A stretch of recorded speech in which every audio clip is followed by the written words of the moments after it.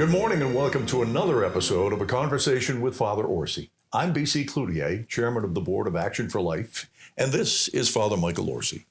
Hello, Father. Hello, my man. You're looking just fine today. I'm only a reflection of you. I love the new collar. I think I have to spice up my outfit. You know, I envy you, Father, because you don't have to choose an outfit every day. Thank right? God. You put on your uniform and boom, you're there. Thank God, because I have no clue as to what looks good and what looks bad. One day I visited my sister's house and she looked at me and she said, "You look like a clown." I had every color of the rainbow on me. Well, it is what it is, right? Father, there was a great hue and cry up until recently about the population explosion. A huge subject. Oh my gosh, the earth is overpopulated. Well, now the greater concern is, and this is pretty much worldwide, is the declining birth rate. And it is very problematic here in America. In 2023, the U.S. fertility rate fell to a historic low of approximately 1.6 births per woman. And we need about 2.1 births just to maintain the population. 2024 was a little bit better, but not all that great. And so the factors, and we can talk more about this, but the factors are delayed parenthood, economic challenges, and healthcare concerns, I think. And selfishness. Well, that's the big one, folks. Selfish. I was going to bring that up. Yeah. There's a lot of women that say, well, my career and, yada, yada. So what we're facing is an aging population. And if you want a real extreme example, look at Japan. Labor shortages, which are obviously problematic.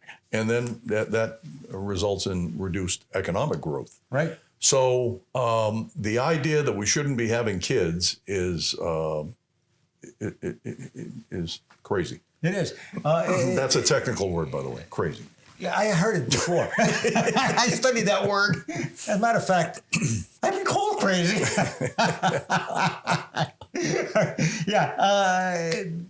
God's plan is, found right there in the Bible. Increase and multiply. It's right there, folks. You're hearing a lot of stunada stuff these days about human beings. You hear about who decides they're transgendered, who decides that they want to have a sex change operation, who decides that they are LGBTQ and have 55 different types of sexuality, pansexualism. This falls under the same category of God's plan. God said increase and multiply. He made them male and female, and he made male and female to reproduce each other, to bring new life into the world. So you now have birth rate that is falling. People are not even reproducing themselves. Right. And so you're not even having 2 children per couple. And another part of this is that you have some people who decide they don't need 2 parents to help raise a child. Huge social problem. Yeah, it's causing all kinds of social problems as we tamper with God's plan for us. Now, I've said this before, about what is God's plan. Look at the Bible. Folks, it doesn't get any better than that. And then just philosophically, if you say, well, I don't want to read the Bible, I don't believe in the Bible, just think about this. The way the thing is made is the way the thing should act. The way the thing is made is the way the thing should act. And we are made to act in a certain way. We are made to reproduce, increase and multiply. And if you don't, you see what the effects of that are. And there are societies right now that are in deep trouble because of this. In America, as BC said, we are beneath the reproduction of human beings, okay? We're below that reproductive level of at least 2 children per man, per woman, mother and father, we hope. Father, nobody talks about how abortion is a significant part of that problem. And, people will argue, well, we weren't ready to have a child, all the usual excuses. But adoption is a solution to the birth rate. Oh, you think so? Look, folks, adoption is an option, but for crying out loud, people are not talking enough about that. We were just talking earlier this morning, me and BC, about an article in the Wall Street Journal. I can say Wall Street Journal on the air. It's not like New York. I'm sorry. But the whole article about the birth, we'll call it the birth dearth. There was a great book many years ago, 40, 50 years ago, by a demographer called Ben Wattenberg. Ben Wattenberg, very, very sharp guy. And he talked about the birth dearth even then. Really? Yes, of what the effects are on society when there's a decrease in population. Now, people don't want to hear about the adoption option, but it is an option, and there are people who would love to adopt. They can't have their own children, but they would love to adopt a child from somebody else. And look, BC, you know as well as I do, I've worked with this and adoptions. People will take any child, whether they are black, white, mixed race, whether they have some kind of a deformity, if you want to call it a deformity, even Down syndrome children. And yet these people are not given the opportunity to adopt one of these children. So yeah, folks, consider adoption. And me and BC are going to talk a lot more about adoption in the future because old Father O has an angle here. Okay, am I right? Absolutely. All right. We can't say nothing now, all right? You know, I think that the audience knows that Action for Life is very, very, very supportive of Sunlight Home. Yes, Sunlight Home. Ooh, fantastic. And Sunlight Home, a maternity home, is a good example of a ministry that would take in a pregnant woman and support her through the birth of her child and help her to have that child adopted. Mm-hmm. The solution is there, Father. Yeah. Now, I realize that, you know, there's women that would say, oh, but I have to go through 9 months. Well, you got yourself into it. You've got to get yourself out of it, plain and simple. Yeah. And I'm not going to go through, you know, all the problems with the abortion. But let me just say this, that there are people who are willing and anxious to adopt a child. We'll talk more about the adoption option as time goes by. But getting back to the birth dearth, abortion has brought down the birth rate. Certainly, you know, societies that force people to be sterilized, like China. Well, they're paying that price now. They're paying the price now. And folks, their economy, they're in trouble. And a lot of the trouble stems back to the birth dearth. They don't have the workers that they need. A lot of people are aging out. And you can't have a society with a bunch of old people. They can't physically work, but also you lose on the intellectual power of the nation. Just imagine all those brains that could be working to help a country. Well, if you just look at it from an economic standpoint, purely selfish economic standpoint, right? The Social Security system is, people are going to go berserk when I say this. It is one giant Ponzi scheme. Yeah. It is, a Ponzi scheme is when people are paying in and other people are being paid with that money. And it should be perpetual, but every once in a while it blows up. Well, we keep hearing that Social Security is going broke. It's going broke because there are more people taking out than people putting in. Yeah. Another result of underpopulation. Right. Hey, listen to this, folks.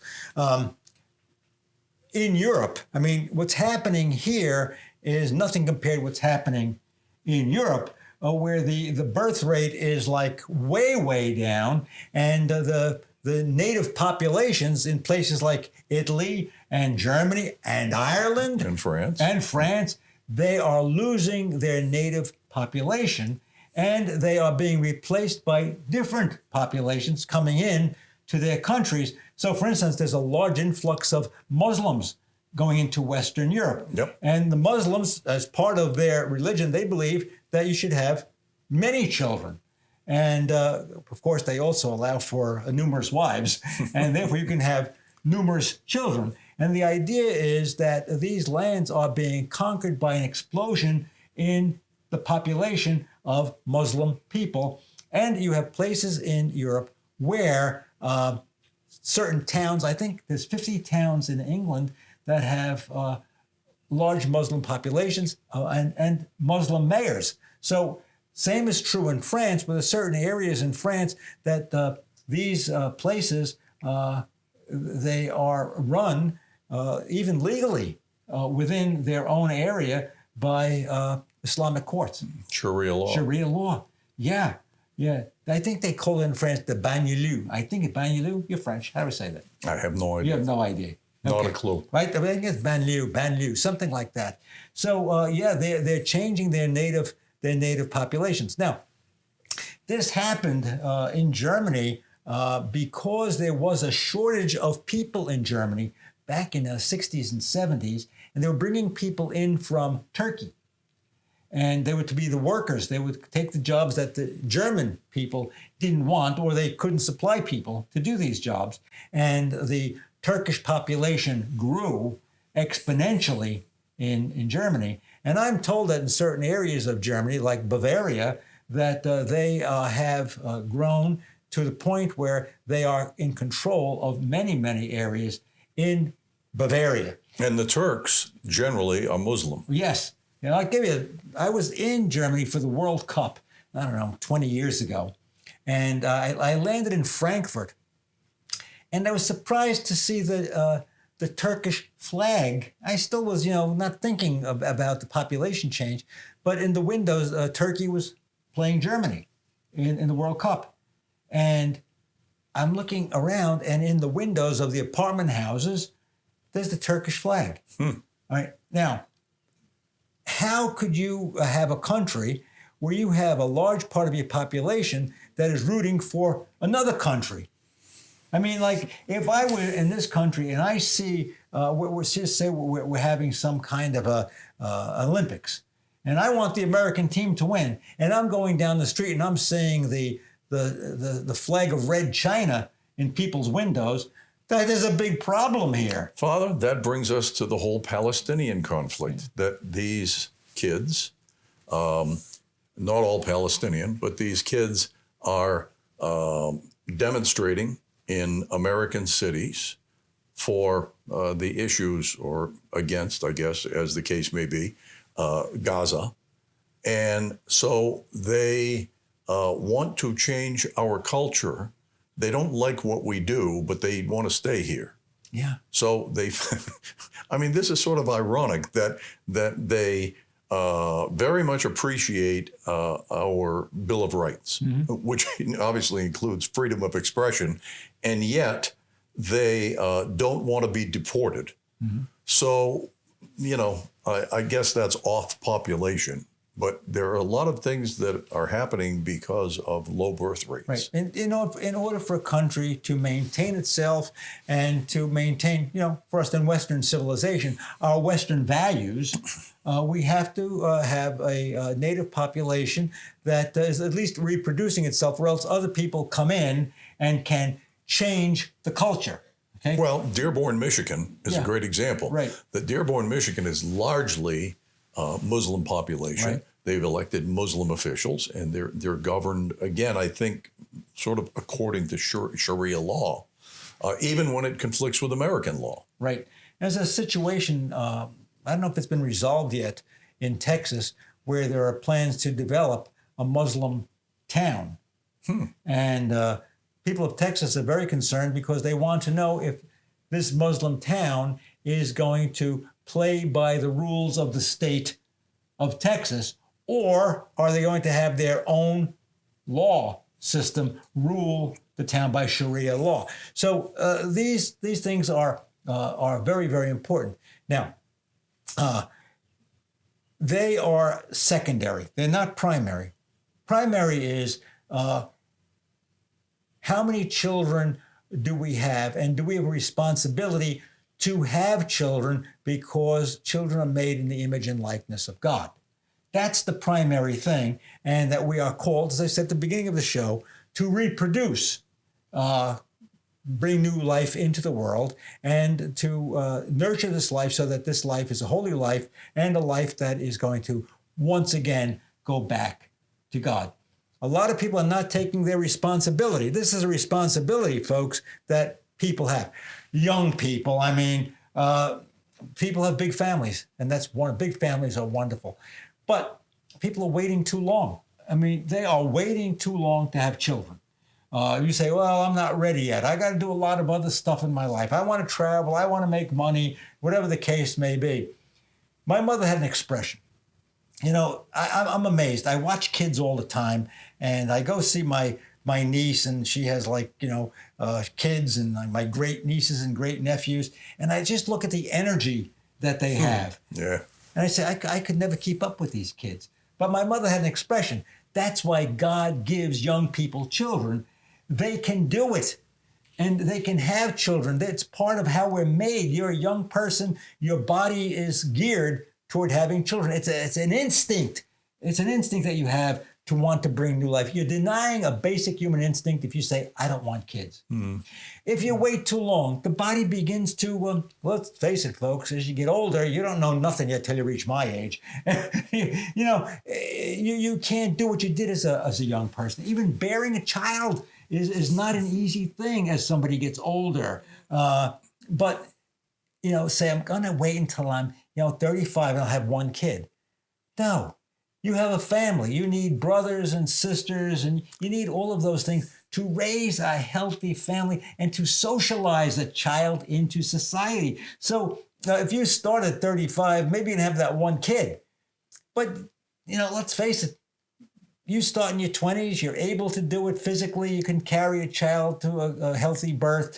You can take the child to school. You can go play sports. You have brothers and sisters. There's company in the house. And it's good for society all around. Plus the fact that you have human beings who are going to contribute to society. Well, another thing about having children late, and I admit that I had my children late in life, is that they don't get the benefit of their grandparents' wisdom. Because, for example, now I was also a late baby of a late baby. My mother was the youngest of 9. I only knew one of my 4 grandparents. The other 3 were gone before me, or I guess when I was an infant. Families used to consist of the grandparents as well as the parents, and you had even when there were only a couple of kids, there was a much greater family unit than today. A single woman says, we talked about IVF a few weeks ago. A single woman says, I'm going to wait until I'm, well into my career. I'll be in my late 30s. I may not even get married. Right. Well, you're depriving the child of some really important family exposure. Yeah, it's a support system. You have brothers and sisters. It's a support system. It's a natural support system. If you have a kid that's just like one kid, well, that support system is not going to be there. Right. And, matter of fact, if it goes your generation back, you're not going to have aunts and uncles and cousins and all of those people that, build a family unit and build a good society. Same thing is for a nation. If we don't have children to put through the cultural venues that we have, the schools, all of those places that pass on culture, the arts and the sciences, the country suffers. Yeah. The country suffers. And quite honestly, if we don't have people, we don't have a social security system, that safety net, because there's nobody to pay into it. And then you have to go and borrow people from other countries. And what happens to your culture? Your culture becomes weak. Your economy becomes weak. And that's what's happening in Red China right now. Yeah. People say, well, I'm afraid of China. I'm afraid of China. Well, maybe because they have a nuclear weapon. I can understand that. But they're not the great economic power that we think they are. No, not at all. And I think, we don't want to get off on tariffs, but I think probably they have had a rude awakening recently that they're not a great economic power at all without America buying their stuff. That's right. Who's buying this stuff? President Trump said something that I think it's worth thinking about, although some people say, well, who is the government to tell us, about how many things we should have? Talking about $30 versus $2? Yeah. Let's face it, folks. I go visit people with children. I go visit my great nieces and nephews. They have tons of stuff. Oh, Tons of stuff. And, if you try to bring them something, they'll already have it. I mean, it's not that, they're so appreciative, but the president's right. You don't need $30. Ladies and gentlemen, we live in a society today that talks an awful lot about being woke. And unfortunately, some of our churches are falling into that trap too, that they want to be woke. In other words, they want to get on the current wave, what's happening in our culture. They want to be with it. And in doing so, they are selling their birthright for a bowl of porridge. What do I mean by being woke? Sometimes churches have said, we are now welcoming communities. And that means basically, hey, anything goes here. I'm okay, you're okay, come on in. No, the churches must challenge us using the gospel as our guide as to what is good and what is right for human beings. So if you go to a church that's woke, I would suggest that you get woke and get out, because that church is not doing you or your family any good.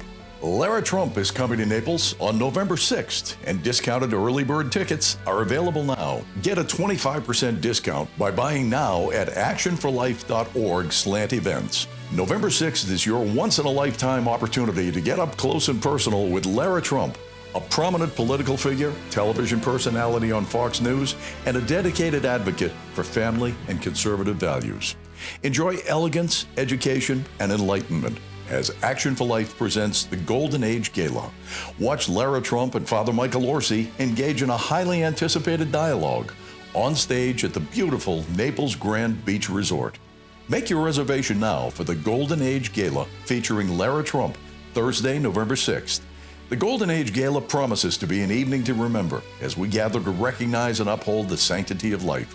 Get your discounted tickets today at actionforlife.org/events. We'll get back to a conversation with Father Orsi in just a moment, but right now I'd like to talk to you about the cost of producing and airing this television program, which amounts to about $3,000 per episode. Now that includes the production costs and the airtime, but $150,000 a year is a pretty big hill to climb. And I'm here to ask for your help. We think that you enjoy the program, at least that's what we hear. The board of directors believes that this is a very good investment. I hope you feel that way too, obviously. What I'd ask for is that you consider contributing to actionforlife.org. You can go online, you can contribute once, you can contribute on a monthly basis, and we are more than glad for either. Whatever's appropriate in your circumstances. But again, please go to actionforlife.org and make a tax-deductible contribution to keep a conversation with Father Orsi on the air. Thank you so much, and God bless to you and yours.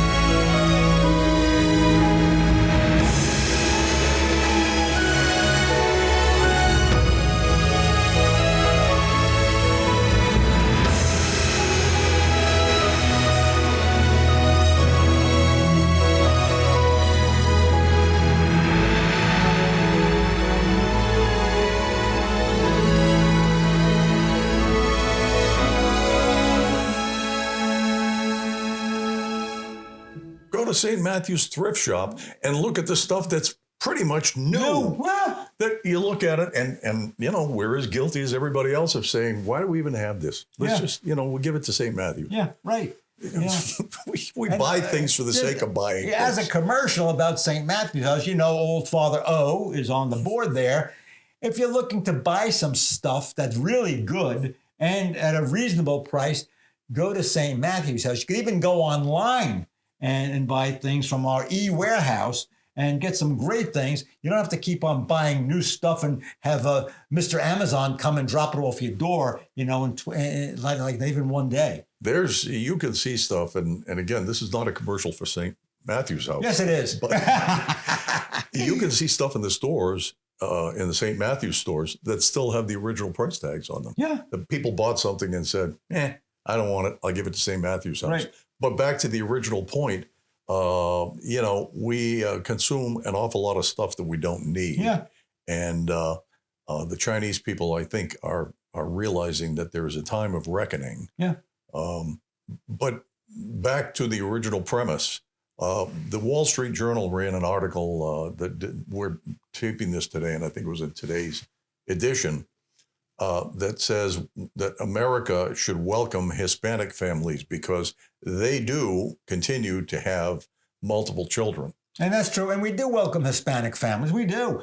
We have wonderful Hispanic families in church. They do have children, more than the Anglo population does. Absolutely, at this point. Although, once these families become, second generation, third generation, are they going to follow the same path that the Anglo We hope not. people are falling into? I mean, there's nothing more beautiful. We're going to have First Communion at St. Agnes on May 17th.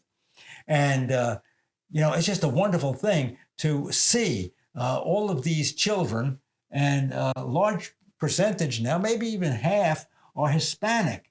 And these people are really, really into their faith, and they have 2 and 3 and 4 kids. I remember a time way back, when I was in school. Back when dinosaurs roamed the face of the earth. We had 4 in our family. The Mahaneys next door, they had 5 or 6, I forget what it was. Irish Catholic. Yeah. And then there were even some that had 8, 9, 10 kids. And then my mother had my last brother, when I was like 15 or 16 years old. And so, there was that neighborhood experience. Oh, yeah. There was the family experience, and it was good for us. You have a younger one. The younger one made everything like special. Christmas became special all over again. So, you can have kids, from the time, you're a young person. People used to get married a lot younger, too. Right. I'm going to wait. Yeah, what are you going to wait for? What are you waiting for? Till it's too late, And then you get so set in your ways that you can't marry anybody. Who wants you? I mean, it's kind of like me. If I decided to get married now, who would want me? Like, I'm so set in my ways. But that's what happens with people. 35, 40 years old, and I'm going to have a child, and we'll get this, and we'll get that. We want this. But baloney. God made you to have babies. Have those babies. And that is the final word. Thank you so much for joining us today. We hope you'll be back next week. Same time, same place for a conversation with Father Orsi. Until then, I'm B.C. Cloutier. I wish you a pleasant week and God bless.